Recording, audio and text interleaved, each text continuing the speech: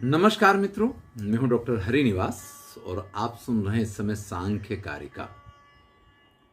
हमने कहा था कि अगले वीडियो में चर्चा करेंगे त्रिगुण की, सतोगुण, रजोगुण, तमोगुण।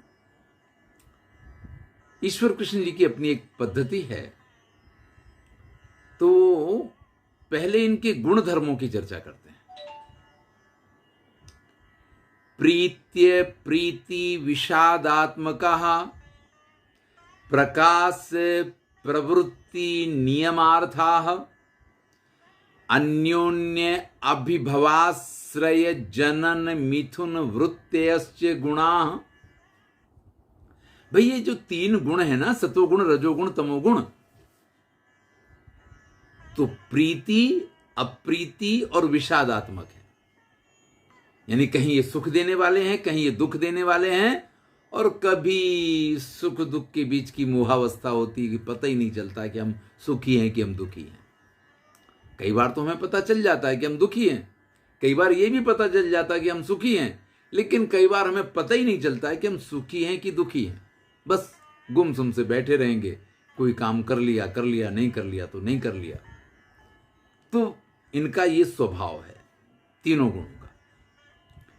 प्रकाश, प्रवृत्ति और नियमार्थ। प्रकाश यानी किसी चीज का ज्ञान करवाना,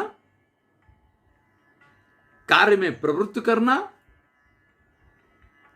और कार्य करने से रोकना, ये भी इनके गुण हैं।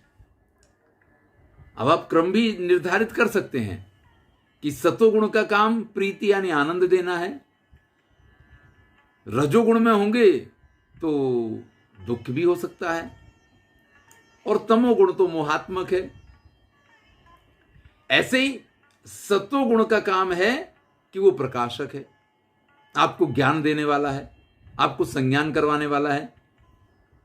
रजोगुण है वो आपको प्रवृत्त करता है, वो आपको कार्य में जोड़ता है, और तमोगुण है वो आपको आलस में डाल के रोकता है। बस अब बहुत हो गया यार, सुबह से लगे हो, कितना काम करोगे, थोड़ा आराम भी कर लो। ये तमोगुण का काम है। ये अन्योन्य आश्रित हैं, यानी जब सत्वगुण की प्रधानता होगी तो रजोगुण तमोगुण को बैठ जाना पड़ेगा, तो ही सत्वगुण अपना काम कर पाएगा। सत्वगुण और तमोगुण को बैठ जाना पड़ेगा तो रजोगुण अपना काम कर पाएगा। और अगर आपका सत्वगुण बहुत तेज है तो तमोगुण काम नहीं कर पाएगा, लेकिन जब तमोगुण आएगा तो इन दोनों को बैठना पड़ेगा। तो यहां अन्योन्य अभिभवात, यानी मुझे अपना कार्य करना है तो आप दोनों बैठ जाओ। ये तीनों गुण एक दूसरे पे इस प्रकार से अभिभूत करके, यानी अपने से इतर दो गुणों को अभिभूत करके और कार्य करते हैं। समझ लीजिएगा, प्रत्येक व्यक्ति में ये तीनों प्रकार के गुण विद्यमान है। हर व्यक्ति सतोगुणी है, रजोगुणी है, तमोगुणी है। प्रधानता किसकी है? अगर सत्वगुण की प्रधानता है तो व्यक्ति ज्ञानवान, आनंद में और इस प्रकार से रहेगा। रजोगुण की प्रधानता है, वो ज्यादा से ज्यादा काम करने में प्रवृत्तिशील रहेगा, कंटिन्यू काम करता रहेगा। लेकिन तमोगुण की प्रधानता है, थोड़ा सा कुछ करेंगे थक जाएंगे, अरे यार बहुत थक गए। उसको आलस्य में रहना, आराम करना, काम नहीं करना, इसमें मजा आएगा। तो हम व्यक्ति के व्यक्तित्व के आधार पे भी ये जान सकते हैं कि उसमें किसकी प्रधानता है। ऐसा नहीं है कि जिसमें तमोगुण है उसमें कभी सतोगुण नहीं आएगा, वो तो होगा, क्योंकि ये तीनों गुण हमेशा प्रत्येक व्यक्ति में विद्यमान रहते हैं। लेकिन किसके अंदर किस गुण की प्रधानता है, वो गुण दूसरे गुणों को रोक करके, दबा करके और अपना कार्य करता है। इसलिए कहते हैं अन्योन्य अभिभवा। एक जो है दूसरे दो को अभिभूत करता है। अभिभूत करना यानी उनको बिठा देना और स्वयं कार्य करना। जैसे सूर्य जब आकाश में उदय होता है तो तारागण और चंद्रमा वो अभिभूत हो जाते हैं, वो दिखाई नहीं देते हैं। लेकिन अगर चंद्रमा को उदित होना है, अगर आपको चंद्रमा की चमक देखनी है तो सूर्य को अस्त होना पड़ेगा।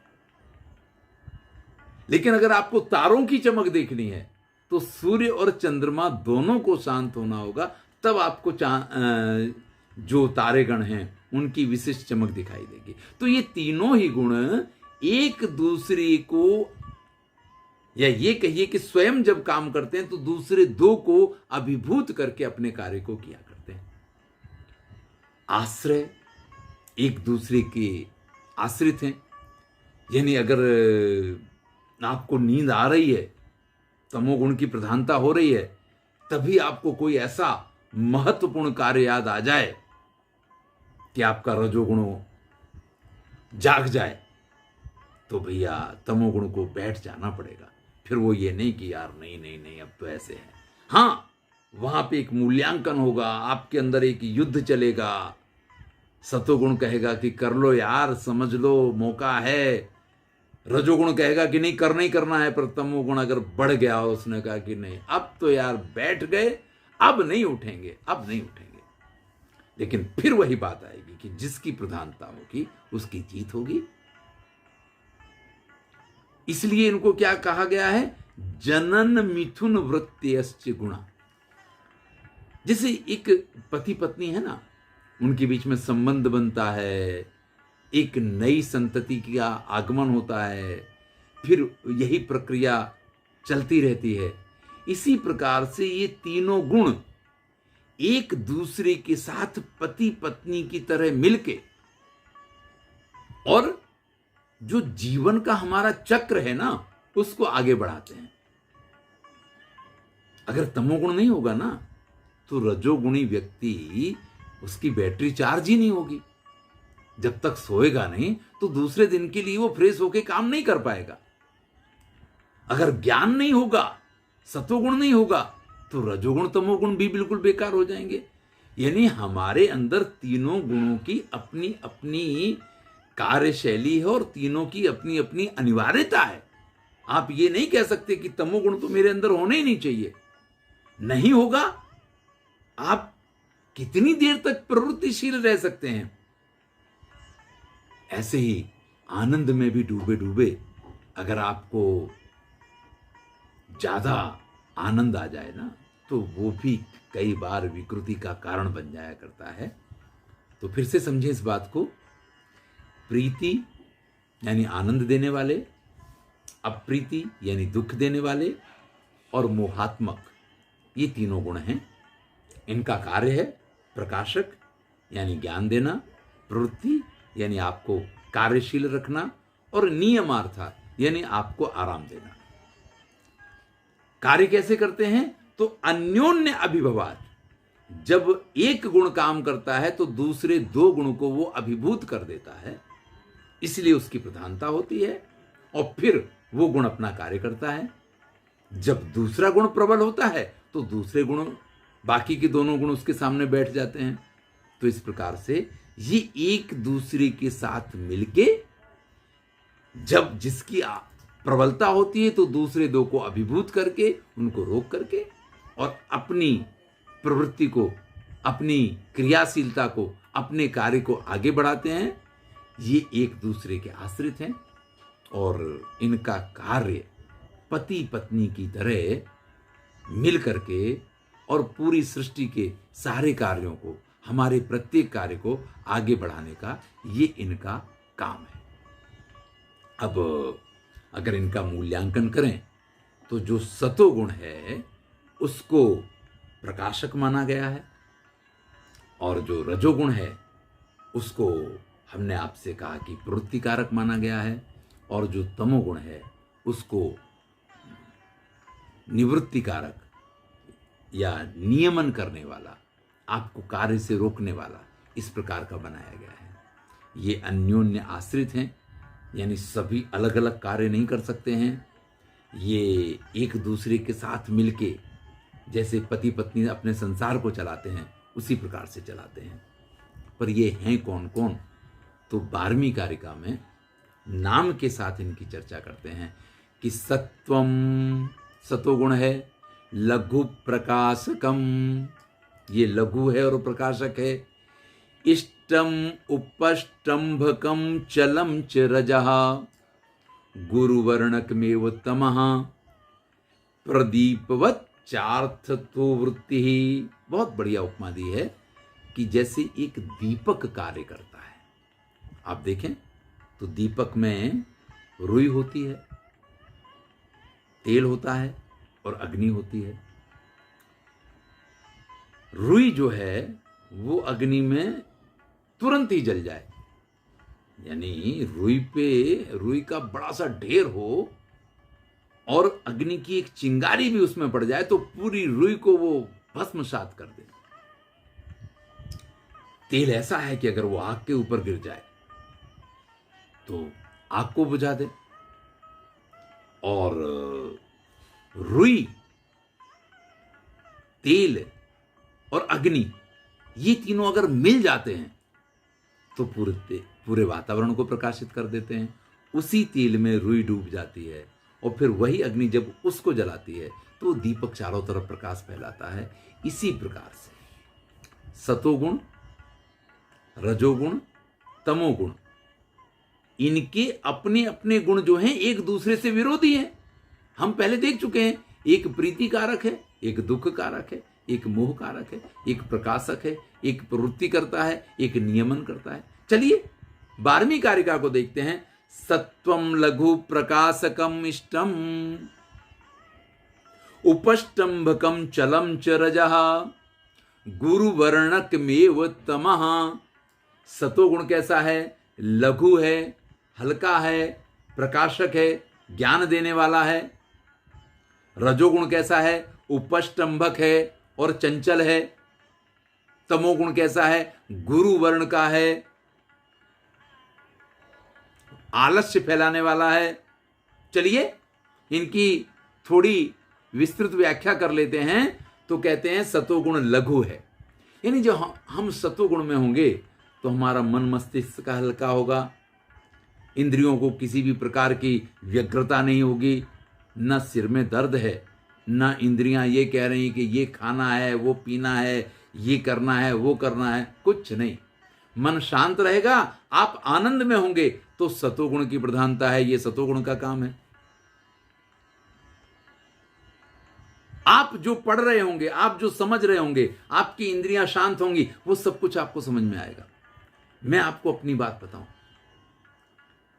जब शांत मन से बैठ करके किसी विषय को पढ़ता हूं ना, तो एक बार पढ़ के ऐसा लगता है कि वाह, सब कुछ साफ है, आईने की तरह।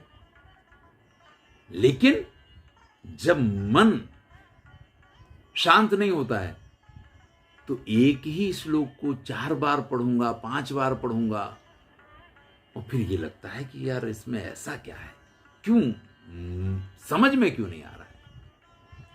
तो उसका कारण यही होता है कि सतोगुण की प्रधानता जब होगी ना, तो ज्ञान अपने आप बाहर आएगा। लेकिन रजोगुण की प्रधानता होगी तो मन व्यग्र होगा, इंद्रियां चंचल होंगी, वो कुछ और कह रही हैं और आप पढ़ रहे हो तो उसमें कुछ फायदा होने वाला नहीं है। तो सतोगुण लघु है, यानी आपके मन मस्तिष्क इंद्रियों को हल्का रखने वाला है और तुरंत ज्ञान देने वाला है, इसलिए उसको प्रकाशक कहा गया है। तो लघु है और प्रकाशक है, यानी आपके मन और इंद्रियों को स्वस्थ रखता है, शांत रखता है और उनमें ज्ञान फैलाता है। यह सतोगुण का काम है। रजोगुण का काम अगर हम कहें तो उपष्टंभकम चलम च का है। तो उपष्टंभक का अर्थ होता है प्रवर्तक है, किसी भी कार्य में जुड़ना, उस कार्य को करना। भाई कार्य कब होगा? पहले आपके मन में उसको करने की इच्छा होगी, तो ये रजोगुण का काम है। आपने पानी पूरी की लारी देखी, वहीं आपका रजोगुण जागृत हुआ और उसने कहा कि साहब ये तो खाना है, जीभ को टेस्ट चाहिए। तो ये आपको प्रवर्तक बनाएगा, कार्य में जोड़ेगा, उसकी तरफ दौड़ाएगा। ये चंचल भी है भाई, चंचलता नहीं आएगी तब तक काम होगा नहीं।